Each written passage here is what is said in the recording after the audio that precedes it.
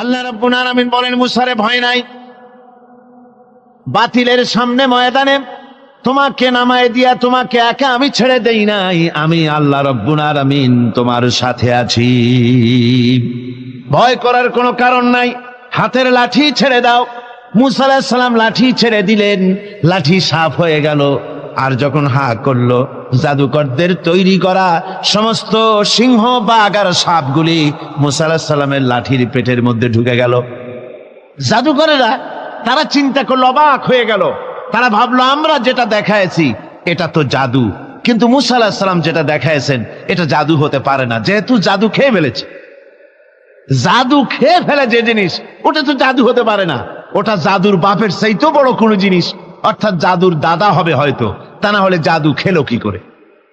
এই যে ওই সময় ছিল জাদুর প্রভাব, সেই জাদুটাকে যে খেয়ে ফেললো, এইটার নাম হচ্ছে মুজিজা। এটার নাম কি?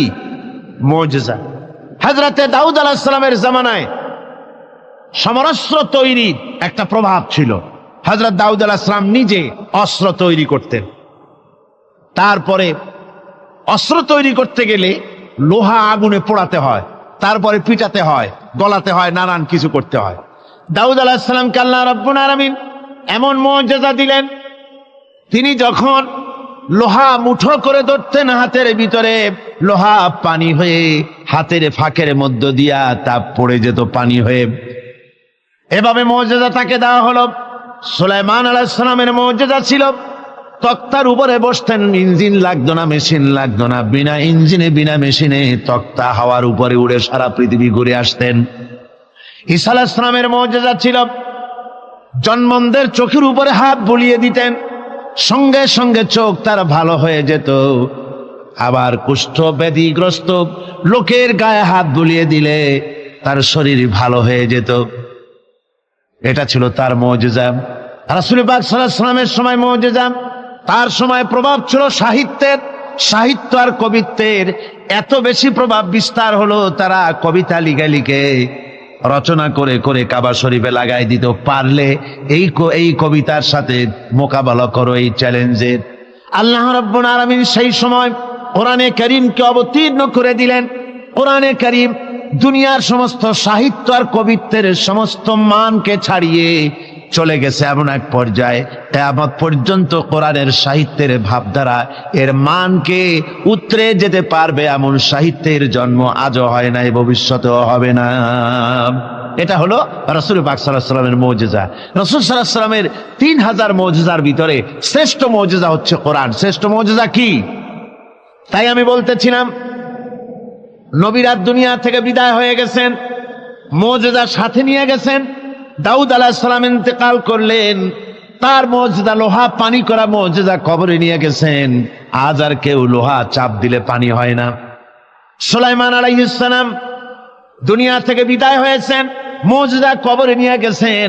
আজ আর কেউ বিনা ইঞ্জিনে তক্তায় বসলে তক্ত আর বাতাসে উড়ে বেড়ায় না। হযরতে মুসা আলাইহিস সালাম বিদায় হয়ে গেলেন দুনিয়া থেকে, লাঠিও তার চলে গেছে। আজ আর দুনিয়ায় হাজার লাঠি একযোগে ফেললেও ছোট্ট একটা সাপও আর হবে না। ঈসা আলাইহিস সালাম বিদায় হলেন, মুজিজা চলে গেল সাথে। আজ পৃথিবীর কোন মানুষ কারো কোন জন্মদের চোখের উপরে হাত বুলালে চক্ষু আর ভালো হয়ে যাবে না, মুজিজা কবরে চলে গেছে। কিন্তু আপনার আমার নবী, বিশ্ব নবী জনাবে মুহাম্মদুর রাসূলুল্লাহ সাল্লাল্লাহু আলাইহি ওয়াসাল্লাম দুনিয়া থেকে বিদায় গ্রহণ করেছেন, মুজিজা সাথে নিয়ে যান নাই। ওই কোরআনে কারীমের মুজিজা আজও আছে, কিয়ামত পর্যন্ত থাকবে। রাসূল পাক সাল্লাল্লাহু আলাইহি ওয়াসাল্লামের এই মুজিজা কিয়ামত পর্যন্ত থাকবে, কেউ এই মুজিজা নষ্ট করতে পারবে না। গ্যারান্টি। এই মুজিজা রক্ষা করার দায়িত্ব কে নিয়েছেন? আল্লাহ রাব্বুল আলামিন বলেছেন, নাহনু নাযালনা যিকরা ওয়া ইন্না লাহু লাহাফিজুন। ইয়ালামুন। কোরআনে কারীম অবতীর্ণ করেছি আমি আল্লাহ, আর এর সংরক্ষণের সবটুকুন দায়িত্ব আমি আল্লাহ আমার নিজ হাতে গ্রহণ করেছি। হেফাজতের সবটা দায়িত্ব আমার। তাই বিশ্ব জুড়ে আজ কোরআন রয়েছে হেফাজতে, কোনো কিতাব হেফাজতে নাই, শুধু কোরআন হেফাজতে আছে। মানুষ এটাকে মুখস্থ করে করে হেফাজত করে রেখেছে। হুজুর আপনাদের সামনে বলেছেন সূরা তো দূরের কথা, আয়াত তো দূরের কথা, জের জবর তো দূরের কথা, একটা কলমের নিব ধরে যে জায়গাটায় একটা নকতা, এই নকটাটারও পরিবর্তন কেউ করতে পারে নাই। সামনে পারবে নাকি? সামনেও পারবে না। জোরে সোরে কোন সুবহানাল্লাহ। এই কোরআনের ইজ্জত যারা দিবে আল্লাহ তাদের ইজ্জত বাড়ায় দেবে। সুবহানাল্লাহ ভাবদি। কোরআনকে নিয়ে যে আগ বাড়বে, সে যদি জিরো হয় আল্লাহ হিরো বানায় দিবেন। আর কোরআনকে যদি কেউ বেইজ্জত করার চেষ্টা করে, সে যদি হিরো হয় আল্লাহ তাকে দুনিয়া আখিরাতে জিরো বানায় দিবেন। কি বানায় দিবেন? জিরো বানায় দিবেন। সুবহানাল্লাহ বিহামদিহি। সুতরাং কোরআনে কারীম হচ্ছে, কোরআনে কারীম আমাদের কলিজা, আমাদের ঈমান, আমাদের রক্ত, আমাদের ব্রেন, আমাদের মগজ, আমাদের জীবন, আমাদের বেঁচে থাকা, আমাদের মরে যাওয়া, আমাদের সম্মান, আমাদের স্বাধীনতা, আমাদের সার্বভৌমত্ব, আমাদের সুখ, আমাদের সমৃদ্ধি, সব কিছু কোরআনকে কেন্দ্র করে। সব কি কেন্দ্র করে? কোরআনকে কেন্দ্র করে। কোরআন থাকে তো আমরা থাকবো। অর্থাৎ কোরআন ভিত্তিক জীবন যদি আমরা চালাতে পারি, দুনিয়ায় শান্তি পাবো, আখিরাতেও শান্তি পাবো, কোনো সন্দেহ নাই। সেই জন্য কোরআনে কারীমকে আমাদের বুকে ধারণ করতে হবে। এই কোরআনের কত বড় মর্যাদা হবে জানেন? রাসূল পাক সাল্লাল্লাহু আলাইহি ওয়াসাল্লাম বলেছেন, কোরআন যে ব্যক্তি পড়বে আর ওই অনুযায়ী আমল করবে, কিয়ামতের দিন তার মা বাপের মাথার উপরে সুন্দর দুটি নূরের টুপি পরিয়ে দেওয়া হবে। তা হলো সেই যে ব্যক্তি তার ছেলেকে, সন্তানকে কোরআন পড়িয়েছে আর কোরআন অনুযায়ী আমল করেছে পৃথিবীর বুকে। সেই কারণে রব্বুল আলামিন সন্তুষ্ট হয়ে তার মা বাপের মাথার উপরে এমন দুটো নূরের টুপি পরিধান করায় দেবে, যার উজ্জ্বলতা চন্দ্র সূর্যের আলোকে হার মানায় দেবে। কোরআনে কারীমকে যারা মহব্বত করে পড়তো, দেখেন এমন এক কিতাব যা অধিকাংশ মানুষে বোঝে না। কিন্তু আপনারা বলেন না বুঝে পৃথিবীতে কোনো বই পড়ে, এরকমের একটা বইয়ের নাম জানেন আপনারা? কোন বলতে পারবেন? পারবেন না। কোরআন এমন কিতাব যা মানুষ বুঝেও পড়ে, না বুঝেও পড়ে। দিনেও পড়ে, রাতেও পড়ে, সকালেও পড়ে, সন্ধ্যায় পড়ে, আবার গভীর রাত্রে তাহাজ্জুদের নামাজ আদায় করে কোরআনে কারীম তেলাওয়াত করতে থাকে, আর চোখ থেকে দর দর করে পানি পড়তে থাকে। হাদিস শরীফে রাসূলুল্লাহ বলেছেন, কিয়ামতের দিন কোরআনের তেলাওয়াতকারীকে আল্লাহ রাব্বুল আলামিন বলবেন, ও আমার বান্দা, তুমি দুনিয়ার বুকে কোরআনে কারীমকে যেমন থেমে থেমে তেলাওয়াত করতে, ওইভাবে করে তেলাওয়াত করতে থাকো আর জান্নাতের উপরে উঠতে থাকো। কোরআনে কারীম থেমে থেমে তুমি যেভাবে দুনিয়ায় পড়তে, ওইভাবে আয়াতে আয়াতে থেমে থেমে পড়ো আর উঠতে থাকো বেহেশতের মধ্যে। তোমার তেলাওয়াত যেখানে গিয়ে শেষ হবে, বেহেশতে ওইটাই হবে তোমার অবস্থান স্থল। সুবহানাল্লাহ ওয়া বিহামদিহি। আল্লাহ যেন আমাদেরকে আহলে কোরআন বানায় দেন। সবাই বলি আমিন। জোরে বলেন আমিন। আল্লাহ যেন আমাদেরকে কোরআনের সহি করে কোরআন তেলাওয়াত করার তৌফিক দান করেন। সবাই বলুন আমিন। কোরআন যেন বুঝতে পারি, কোরআন অনুযায়ী যেন আমল করতে পারি, এ তৌফিক যেন আল্লাহ আমাদের দেন। আমরা সবাই বলি আমিন। আমার ভাইয়েরা, কোরআনে কারীমের উপরে আমি দীর্ঘ কোনো ভূমিকা না দিয়ে এখন যেখান থেকে আলোচনা করতে চাই, চলুন সেখানে আমরা চলে যাই। কোরআন থেকে সরাসরি আমরা আলোচনা করতে চেষ্টা করি। কোরআন এসেছে আমাদের ভাগ্য চমকায় দিতে। কোরআন আমাদেরকে এজন্য আসে নাই যে কোরআন আমাদের জন্য কোনো মুসিবত নিয়ে এসেছে, কোরআন আমাদের জন্য শুধুমাত্র তাবিজ নিয়ে এসেছে, কোরআন আমাদের জন্য ঝাড়ফুঁক নিয়ে এসেছে, তা নয়। কিন্তু বন্ধু, কোরআন এসেছে আমাদের জীবনের সব কথা নিয়ে।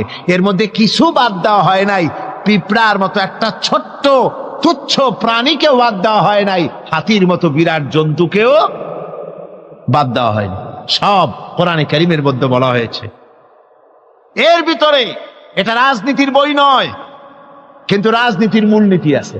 রাজনীতির কি আছে? মূলনীতি আছে। এটা অর্থনীতির কিতাব নয়, কিন্তু অর্থনীতির মূলনীতি এর মধ্যে রয়েছে। এটা সমাজনীতির কিতাব নয়, কিন্তু সমাজনীতির মূলনীতি এখানে আছে। এটা দর্শনের কিতাব নয়, কিন্তু এর মধ্যে দর্শনের মূলনীতি রয়েছে। এটা বিজ্ঞানের কোনো বই নয়, কিন্তু বিজ্ঞানের মূলনীতি, তথ্য, থিওরি এর মধ্যে রয়ে গেছে। আপনি জিওলজি বলেন, জুলজি বলেন, থিওলজি বলেন, ফিলসফি বলেন, মেডিকেল বলেন, সার্জারি বলেন, যে কোনো ডিপার্টমেন্ট বলুন, সব এর মধ্যে আছে। এর মধ্যে নাই পৃথিবীতে মানুষের দরকার অথচ কোরআনে নাই এমন কোন বিষয় নাই। সব বিষয়ের মূলনীতি হচ্ছে কোরআনে কারীম, সুবহানাল্লাহ ওয়া বিহামদিহি। এখানে সব আছে। এই কোরআনের জ্ঞান যার কাছে নাই সে সব থেকে মাহরুম। সব থেকে কি? আল্লাহর নবী বলেন, ইন্নাল্লাযী লাইসা ফি জাওফিহি শাইয়্যুম মিনাল কুরআনি কাল বাইতিল খারিব। আল্লাহর নবী বলেন, যে স্মৃতিপট, যে দেহটা কোরআন থেকে খালি, সেটা একটা উজাড় বাড়ির মতো, একটা বিরানা বাড়ির মতো, একটা ছাড়া বাড়ির মতো, যেখানে যে বাড়িতে মানুষ বাস করে না, ওই বাড়িতে যা থাকে একটা, যে স্মৃতিপটে কোরআন নাই, যে দেহে কোরআন নাই, ওই দেহটাও ওই রকম। আমার ভাইয়েরা, কোরআনে কারীম এই হচ্ছে সবচাইতে শ্রেষ্ঠ জ্ঞানের কিতাব। আল্লাহ পাক এই কোরআনের মধ্যে বলেছেন, ওমা উতিতুম মিনাল ইলমি ইল্লা কালিলা, তোমাদেরকে খুব সামান্যতম জ্ঞান দেওয়া হয়েছে। মানুষের জ্ঞান কি? সামান্য। আচ্ছা, সেই সামান্য জ্ঞানের একটু পরিচয় আমি দেই। মানুষের জ্ঞান তো সামান্য, সেই সামান্য জ্ঞানের একটু পরিচয় দিয়েই তাফসীর শুরু হবে ইনশাআল্লাহ। সামান্য জ্ঞান, মানুষের সামান্য জ্ঞান কত? সামান্য জ্ঞানটা হচ্ছে, আমরা আগে পায়ে হাঁটতাম, দ্রুত যাওয়ার জন্য গরুর গাড়ি আবিষ্কার করলাম, গরুর গাড়ি শেষ হলো, তারপরে আমরা সাইকেল নিলাম, রিক্সা নিলাম, টেম্পু নিলাম, কার নিলাম, বাস নিলাম, ট্রেন নিলাম, এরপরে প্লেন আবিষ্কার হলো, রকেট আবিষ্কার হলো, সারা পৃথিবী ঘন্টার ভিতরে সারা দুনিয়া ঘুরে আসার মতো যান আমরা তৈরি করে ফেললাম। সমুদ্রের ভিতরে আপনার 3 মাস সাঁতরায়, আমরা বুঝি সমুদ্রের মধ্যে সাঁতরাইতে পারবো না, সেজন্য আমরা সাবমেরিন আবিষ্কার করলাম। আমরা পাখির সাথে পাল্লা দিয়ে প্লেন আবিষ্কার করলাম। আমরা চিতাবাঘের সাথে পাল্লা দিয়ে আমরা ট্রেন আবিষ্কার করলাম। চিতাবাঘ আর কি দৌড়াইতে পারে? তার থেকে আমার কার, আমার গাড়ি, আমার ট্রেন এখন অনেক বেশি চলে। অবশ্য বাংলাদেশি ট্রেন না, বাংলাদেশি ট্রেন তো ঘন্টায় বোধহয় কত 7 মাইল না 10 মাইল চলে। জাপান যে ট্রেন আবিষ্কার করেছে 300-350 মাইল স্পিডে সেটা চলে, প্লেনের সমান, প্রায় প্লেনের সমান। এইটা বুলেট ট্রেন তার নাম দেওয়া হয়েছে, জনমের মতো চলে। কথা বুঝতে পেরেছেন? এরকম চললো। তারপরে এই পৃথিবীর মানুষের জ্ঞান, সামান্য জ্ঞান, দেখেন সামান্য জ্ঞান কদ্দূর। সামান্য জ্ঞানে রাশিয়া, আমেরিকা, ব্রিটেন, ফ্রান্স, ওরা স্যাটেলাইট ছেড়ে দিয়েছে মহাকাশে। স্যাটেলাইট মহাকাশে ঘুরতেছে, কোনো ড্রাইভার নাই, কোনো ক্যাপ্টেন নাই, ঘুরতেছে মহাশূন্যের উপরে, পৃথিবীর মাটি থেকে 300-400 মাইল উপরে ঘুরতেছে। তারা দুনিয়ার খবর সংগ্রহ করছে, দেশে দেশে তা প্রেরণ করতেছে। সবকিছু তারা এই স্যাটেলাইটের মাধ্যমে করছে। বছরের পর বছর ধরে স্যাটেলাইট ঘুরছে। ওইখানে পৃথিবীর মাটি থেকে 400 মাইল উপরে স্যাটেলাইটের ভেতরে যদি কোনো যান্ত্রিক গোলযোগ হয়, ওয়াশিংটনে বসে কম্পিউটারে মনিটরিং করে 400 মাইল দূরের মেশিন ভালো করে দিচ্ছে। এই হলো সামান্য জ্ঞান। কথা বুঝতে পেরেছেন? এই হলো সামান্য জ্ঞান।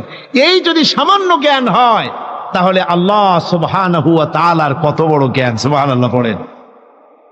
আমার বন্ধুগণ, আটলান্টিক মহাসাগরের ভেতরে যদি একটা পাখি তার ঠোঁটটা ডুবায় দিয়ে ঠোঁটটা উঠায়, আপনারা বলেন সাগরের, আটলান্টিক মহাসাগরের পানি কমবে কতখানিক? জি, 1 ফোঁটাও কমবে না। কদ্দুর আর পানি আসবে তার ঠোঁটে? তাম পৃথিবীর সমস্ত মানুষ, আদম আলাইহিস সালাম থেকে নিয়ে এই পর্যন্ত, এখান থেকে নিয়ে কিয়ামত পর্যন্ত তাম পৃথিবীর সমস্ত মানুষের সব জ্ঞান যদি এক জায়গায় করা যায়, তাহলে আটলান্টিক মহাসাগর থেকে পাখি যতটুকু পানি তুলতে পেরেছে ঠোঁটে করে, আল্লাহর অনন্ত অসীম জ্ঞানের সমুদ্র থেকে মানুষ অতটুকু জ্ঞানের যোগ্য হতে পারে নাই। ওই অসীম জ্ঞানের মালিক হচ্ছেন আমার আল্লাহ সুবহানাহু ওয়া তাআলা। তার কাছ থেকে এসেছে কোরআন। এই কোরআন হচ্ছে আসল জ্ঞান। এজন্য ডক্টর মরহুম শহীদুল্লাহ তিনি বলতেন, যখন তিনি মানুষের সাথে, শিক্ষিত লোকদের সাথে যখন বসতেন, বলতেন যে তোমরা ডিগ্রি অনেক অর্জন করেছো, বিদেশ থেকে অনেক ডিগ্রি নিয়ে এসছো, কিন্তু শুনে রাখো তোমরা পণ্ডিত ঠিকই, কিন্তু কোরআনের জ্ঞান যদি না থাকে, কোরআনের ইলম যদি তোমাদের না থাকে, তাহলে তোমরা হচ্ছ পণ্ডিত ঠিকই, তবে তোমরা মূর্খ পণ্ডিত। কি পণ্ডিত? মূর্খ পণ্ডিত। কোরআনের জ্ঞান নাই তো জিরো, কিচ্ছু নাই। আসল জ্ঞান হচ্ছে কিসের জ্ঞান? কোরআনের জ্ঞান। আসুন কোরআন থেকে আমাদের হেদায়েত, আল্লাহ পাক আমাদের কি দিচ্ছেন কোরআন থেকে তা নিতে চেষ্টা করি। সবাই আমার সাথে যথারীতি শয়তানের ওয়াসওয়াসা থেকে পানাহ নেওয়ার জন্য আসুন আমরা আল্লাহর কাছে পানাহ চেয়ে নিই আগে। তার কারণ হচ্ছে শয়তান ওয়াসওয়াসা দিয়ে আপনাকে অন্যমনস্ক করে দিতে পারে, আর এই শয়তান থেকে পানাহ দিতে পারে কেবলমাত্র আল্লাহ রাব্বুল আলামিন। কে পানাহ দিতে পারে? আল্লাহ তাআলা। আমরা যদি এই মাহফিলের চতুর্দিকে পুলিশ, বিডিআর, আর্মি সব যদি বন্দুক নিয়ে খাড়া করে রাখি, যে আপনারা দেখবেন শয়তান যেন মোটে না ঢুকতে পারে, কি বলেন? ঠেকাইতে পারবে বন্দুক দিয়ে? পারবে না। শয়তান থেকে কেবলমাত্র পানাহ দিতে পারে কে? সাফ সূরাটি মদিনা মুনাওয়ারায় অর্থাৎ রাসূল পাক সাল্লাল্লাহু আলাইহি ওয়াসাল্লামের মদনী জিন্দেগিতে সূরাটি অবতীর্ণ হয়েছে। আল্লাহ রাব্বুল আলামিন ঘোষণা করছেন, আকাশ এবং জমিনের মধ্যে যা কিছু আছে সব তাসবিহ পড়ছে, তাসবিহ করছে আল্লাহ পাকের। তিনি সর্বজয়ী এবং মহাবিজ্ঞানী। হে বিশ্বাসীরা, তোমরা যারা ঈমান এনেছ শোনো, তোমরা সে কথা কেন বলো যা তোমরা করো না। আল্লাহর কাছে ক্রোধ উদ্রেককারী, সব থেকে বেশি আল্লাহর কাছে ক্রোধ উদ্রেককারী ব্যাপার হচ্ছে যে তোমরা যা বলো তা তোমরা করো না। আসলে আল্লাহর কাছে প্রিয়পাত্র তো তারা যারা নাকি আল্লাহ রাস্তায় লড়াই করে সারিবদ্ধভাবে ইস্পাত দৃঢ় লৌহ প্রাচীরের মতো হয়ে। স্মরণ করো মূসা আলাইহিস সালামের কথা, যখন তিনি তার কওমকে বলেছিলেন, হে আমার জাতি, কেন তোমরা আমাকে উৎপীড়িত করছো, অথচ তোমরা ভালো করেই জানো যে আমি আল্লাহর পক্ষ থেকে রাসূল হয়ে এসেছি। পরে আল্লাহ রাব্বুল আলামিন পরে তারা যখন বক্রতার পথ অবলম্বন করলো, আল্লাহ রাব্বুল আলামিন তাদের দিলকেও বক্র করে দিলেন। আর আল্লাহ ফাসিকদেরকে কখনো হেদায়েতের রাস্তা দেখান না। এ হলো আয়াতগুলির শাব্দিক তর্জমা। সূরাটি রাসূল পাক সাল্লাল্লাহু আলাইহি ওয়াসাল্লামের মদনী জিন্দেগিতে অবতীর্ণ হয়েছে। ওহদের যুদ্ধের সমসাময়িক সময় সূরাটি নাজিল হয়েছে বলে মুফাসসিরিন কিরাম লিখেছেন।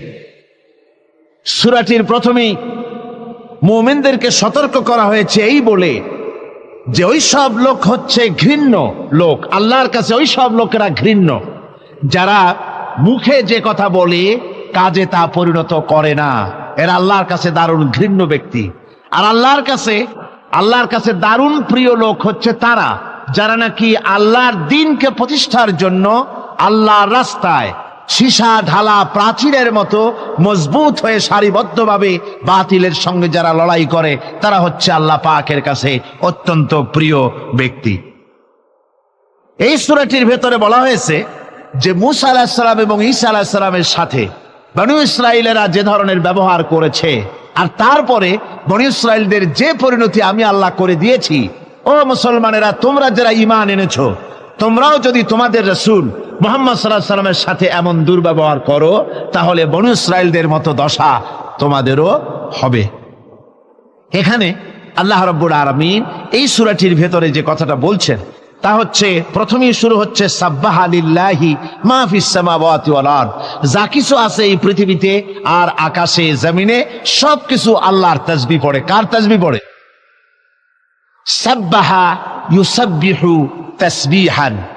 সাব্বাহা দিয়ে বোঝানো হচ্ছে অতীতে এই পৃথিবীতে যা কিছু ছিল এবং ভবিষ্যতে যা কিছু পৃথিবীতে আসবে, যা আছে আকাশে, যা আছে জমিনে, সব কিছুই তাসবিহ পড়ে। কার?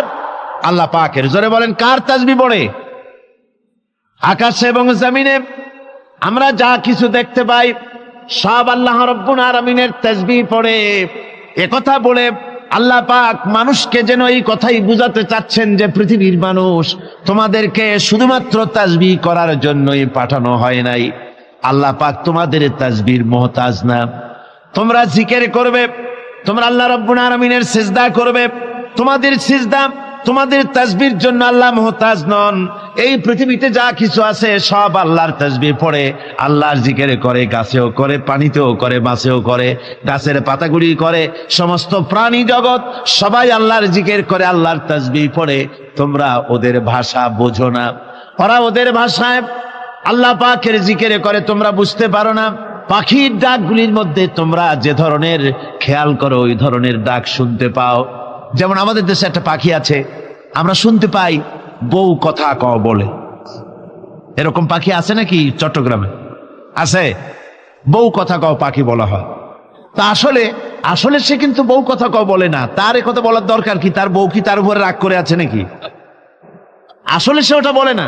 আসলে তোমরা তার তাসবিহ বোঝো না। আল্লাহ কোরআন শরীফ বলেছেন ও ওর ভাষায় আল্লাহর জিকির করতেছে। কার জিকির করে?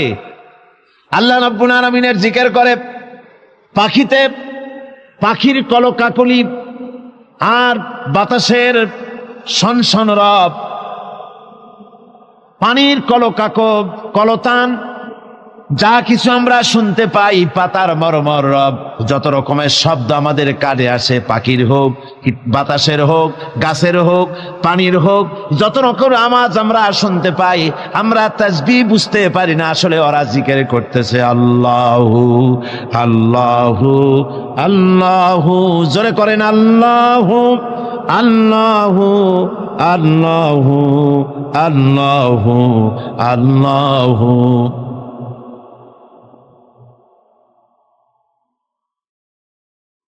আল্লাহু আল্লাহু আল্লাহু আল্লাহু আল্লাহু আল্লাহু। যা সেই পৃথিবীতে আকাশে জমিনে সব আমার তাসবিহ পড়ছে, আমার জিকির করছে। ওহু আল আজিজুল হাকিম। আর আল্লাহ হচ্ছেন সর্বজয়ী। তিনি এমন যে তার হুকুম না মেনে তিনি হচ্ছেন অপ্রতিরোধ্য শক্তি। তার শক্তির মোকাবেলা কারো করার কোনো ক্ষমতা নাই। অপ্রতিরোধ্য ক্ষমতা তার, প্রচন্ড ক্ষমতার মালিক তিনি। আর হাকিম সুবিজ্ঞানী, মহাবিজ্ঞানী, সুবিজ্ঞ, মহাবিজ্ঞ। তার অর্থ হচ্ছে আজিজ, আজিজ এবং হাকিম। আজিজ হচ্ছে অপ্রতিরোধ্য সর্বজয়ী ক্ষমতা।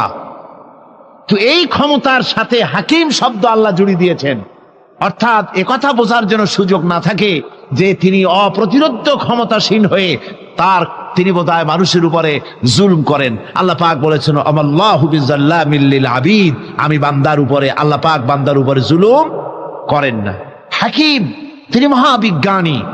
তার যা কিছু কাজ সব কিছুর মধ্যে রয়েছে এক বিচক্ষণতার দাবি।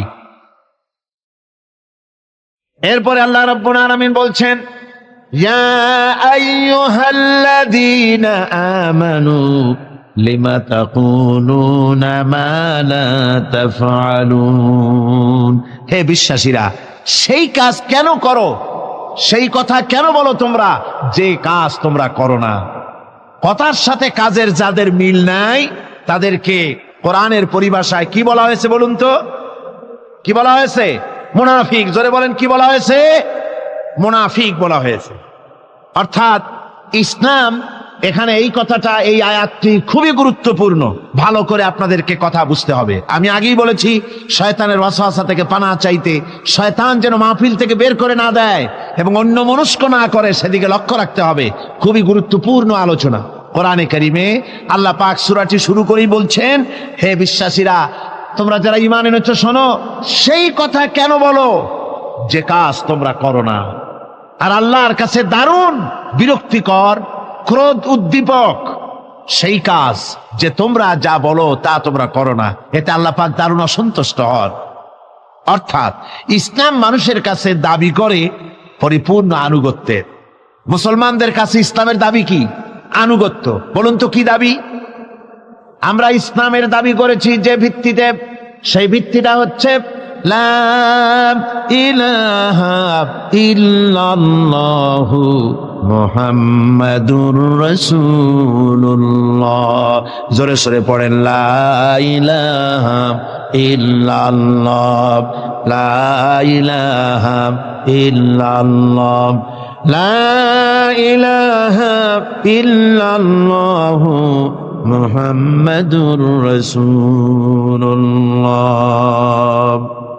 ইমানের দাবি হচ্ছে এক আল্লাহ বিশ্বাসী হওয়া এবং আল্লাহর হুকুম ও হাকাম মেনে জীবনকে পরিচালনা করা। এটা হলো ইমানের দাবি।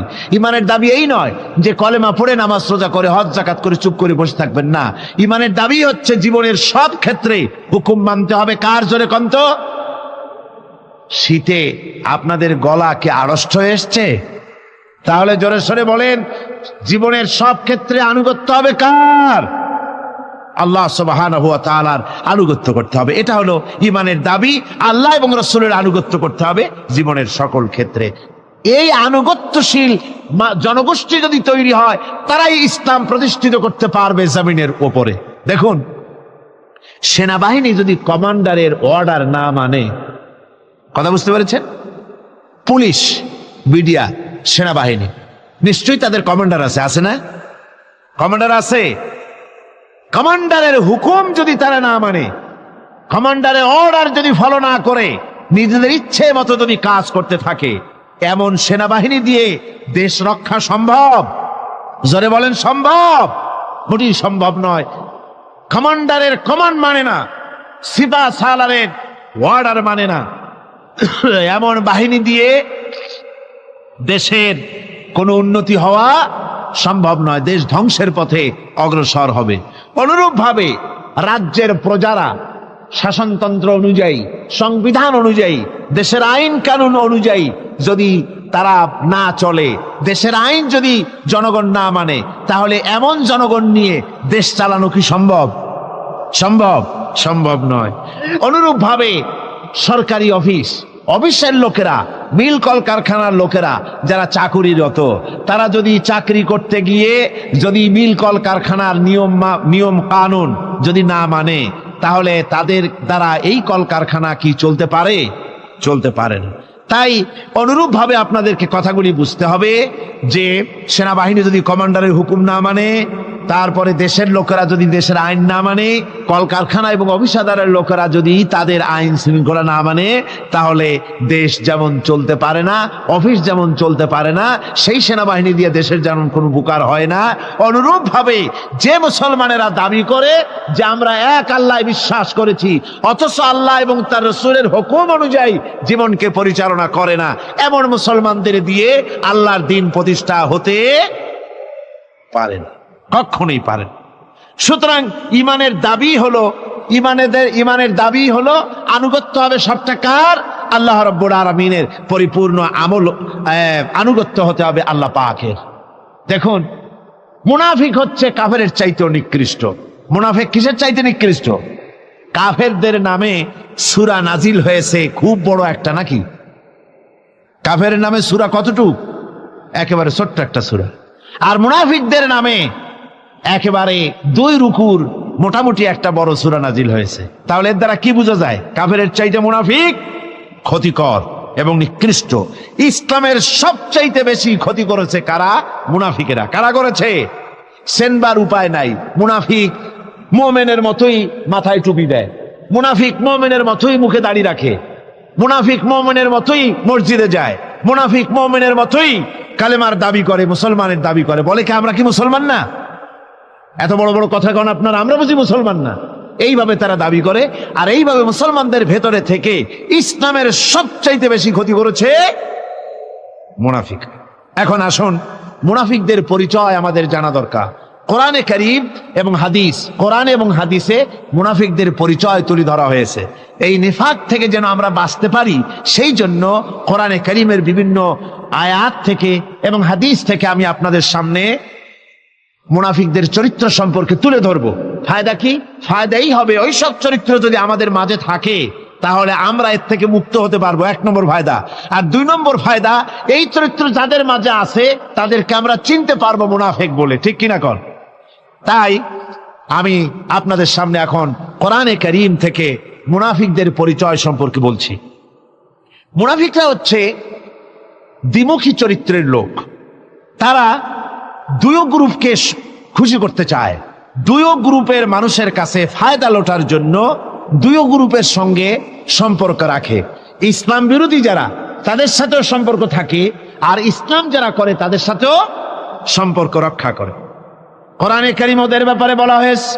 আল্লাহ রাব্বুল আলামিন বলেন, فإن كان لكم فتح من الله قالوا ألم تكن معكم, তোমাদের যদি ফাতহ হয়, তোমাদের যদি বিজয় হয়, মুসলমানদের যদি বিজয় হয়, তাহলে তারা মুসলমানদের কাছে গিয়ে বলে আমরা কি আপনাদের সাথী ছিলাম না? আমরা তো আপনাদেরই লোক, আপনাদেরই লোক, সবসময় আপনাদের কাছে ঘুরেছি, চান্দা টান্দা দেওয়ার চেষ্টা করছি, আমরা তো আপনাদেরই লোক, আজকে আপনাদের বিজয় হয়েছে, এই বিজয়ে আমরাও শামিল। এভাবে করে মুসলমানদের বিজয় হলে তারা এগিয়ে আসে।